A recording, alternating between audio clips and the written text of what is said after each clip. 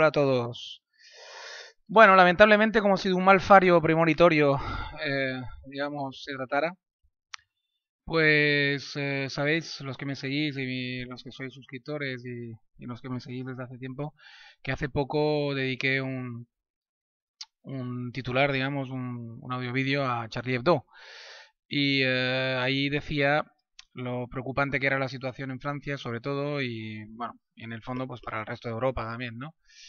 Con esa situación no resuelta, con esa tensión no resuelta, pues entre, digamos, la sociedad que hemos montado, que se supone que es laica y que se supone que es una sociedad, digamos, donde tenemos libertad de expresión, libertad de pensamiento, libertad de culto, libertad de todo, y sin embargo en nuestro seno conviven con nosotros una serie de personas, una serie de etnias y una serie de religiones. Sobre todo me refiero evidentemente a una en particular, no vamos a ocultar, los practicantes del Islam en su versión más radical, que desgraciadamente por lo visto cada vez hay más en vez de menos, y cada vez son más jóvenes y cada vez son más radicales, digamos, ¿no? Todo ese caldo de cultivo se viene fabricando en Francia y en el resto de Europa desde hace mucho tiempo.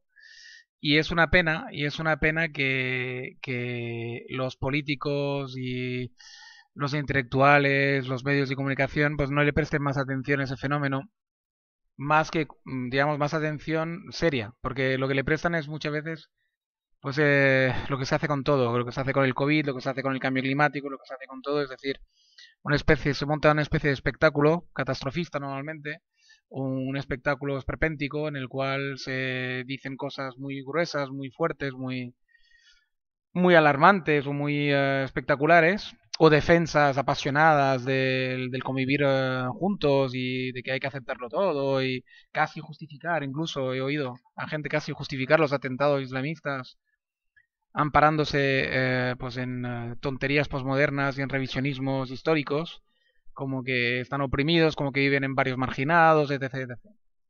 Y en realidad lo que está ocurriendo aquí es simplemente que por culpa de ese revisionismo estúpido, este posmodernismo estúpido, esta puñetera manía de autoflagelarnos y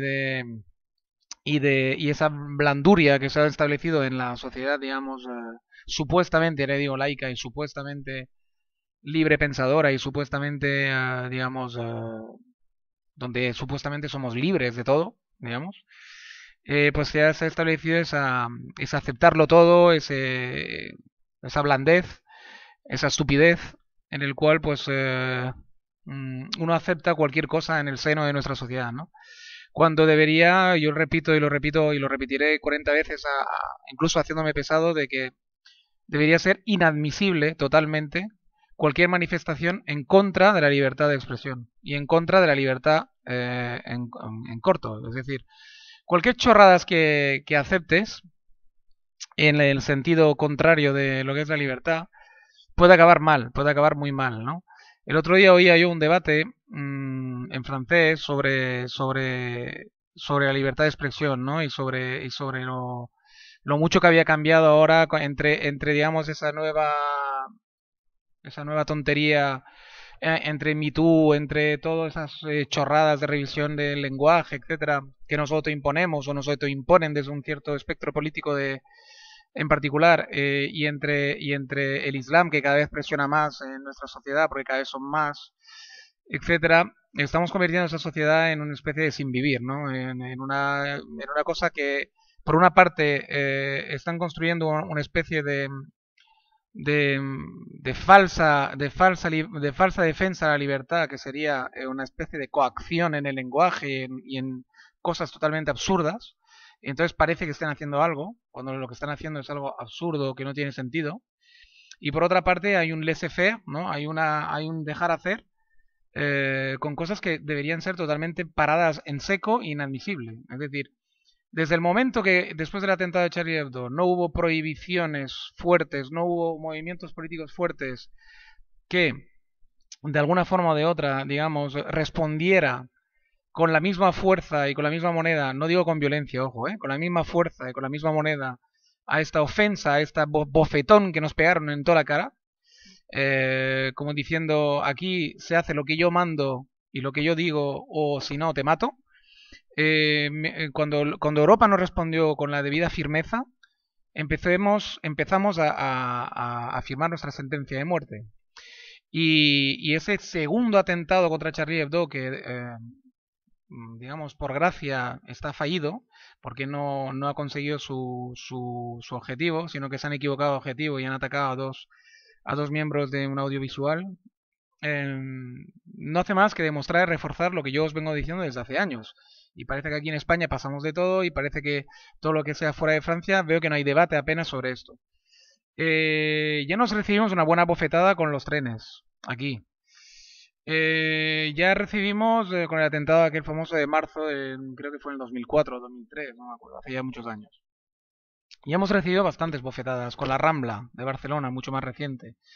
Y de momento veo que todo sigue igual. Ojito, ojito, ojito.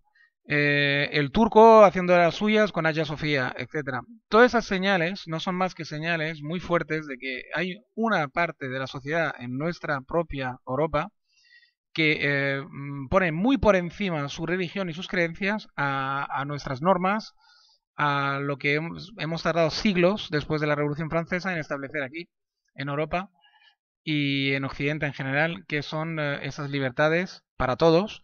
Y los primeros en tener que ser muy fuerte en eso deberían ser justamente todos los colectivos gays, todos los colectivos feministas, etcétera, que deberían defender a muerte, y ahí sí que habría que hacer revoluciones y habría que hacer incluso violencia ante embajadas de los países musulmanes o lo que sea, quiero decir, manifestaciones realmente fuertes que vieran contestatarias, etcétera. Y veo que no se hace absolutamente nada, de nada, y estos serán los primeros en pagarlo. Los primeros, seréis los primeros en pagarlo. En cuanto Europa se convierta en un régimen despótico o suban al poder gente que no cree en la libertad, o aliados de gente que no cree en la libertad, como la extrema izquierda, etcétera, que son aliados de muchas veces de los regímenes más corruptos, salafistas, etcétera, como Podemos con Irán, y etcétera, etcétera. Os vais a enterar de lo que vale un peine. Os vais a enterar de lo que vale un peine. Así que o cogéis ahora la lucha esta en serio, es vuestro último tren, o esto va a acabar muy mal. Muy mal. Y sobre todo para vosotros. Porque pensar que la gente, digamos, que es heterosexual y que al fin y al cabo está casada, mientras tú te conviertas al Islam o haces como que te conviertas al Islam, te van a dejar tranquilo. Pero vosotros, los homosexuales y todo eso, lo vais a pasar por muy canutas. Por muy, muy canutas. O sea, nada que ver con el PP, con Franco, con todo esto, es un juego de niños comparado con lo que se os viene encima. Así que yo de vosotros lucharía con todas mis fuerzas.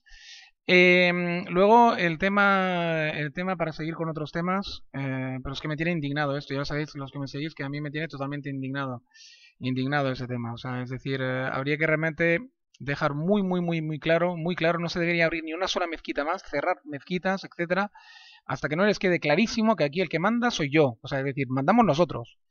Y ellos tienen que estar subordinados. Solamente entienden de fuerza. Y hasta que no lo entendamos, esto va a ir muy mal. Cada concesión que se le hace en nombre de la libertad, ellos los van a coger en nombre de la no libertad. Y esto se os entra en la cabecita una puñetera vez, o vamos a acabar muy mal. En vez de estar luchando en cosas intestinas estúpidas y tal y cual, y en imponer cosas posmodernas totalmente estúpidas. Esa es la verdadera lucha que nos queda. Esta. Si no queréis ver vuestras hijas acabar con velos. Y lo digo así de claro ya y así de firme porque ya estoy un poquito harto de todo lo que estoy viendo alrededor mío. Bien, luego el tema del COVID y tal. Los que estáis viendo lo del doctor Raúl y la entrevista que he traducido, pues veis como por ejemplo en Madrid lo que estamos asistiendo es básicamente más que en un querer cortar el COVID, es una lucha política estúpida, cainista, totalmente absurda, una más de las que se libran en España, que básicamente es cargarse al PP y a Ciudadano de Madrid.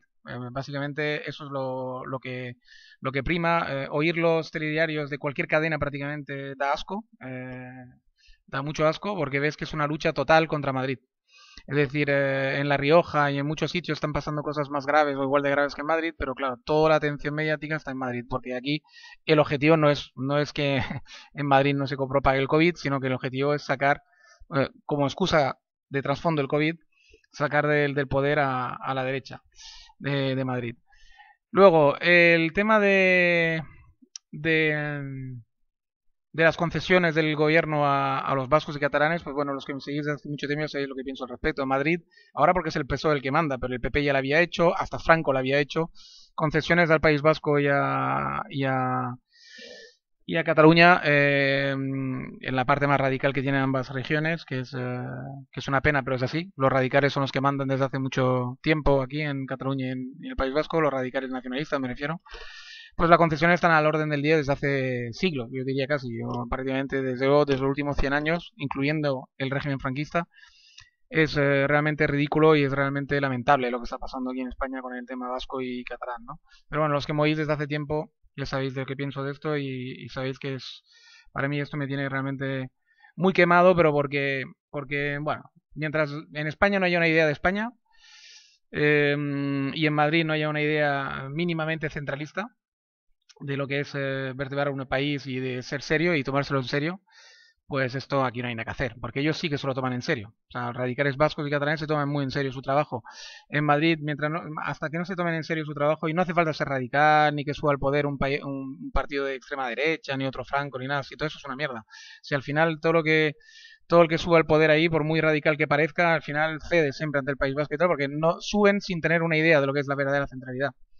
Son nacionalcatólicos, mierdas de estas que no van a ningún lado. Entonces, mientras no suba realmente un partido que tenga claro, y el único partido que parecía que lo tenía claro era Ciudadano y se lo han cargado, o sea que realmente ahora no sé, hasta que no se vertebre algo un poquito serio ahí en Madrid o se tomen en serio su trabajo de lo que es vertebrar un país, de lo que es luchar porque un país haya igualdad en todos sus territorios, en todos los territorios del país, pues realmente aquí no hay nada que hacer, porque primero es Madrid quien se lo tiene que creer.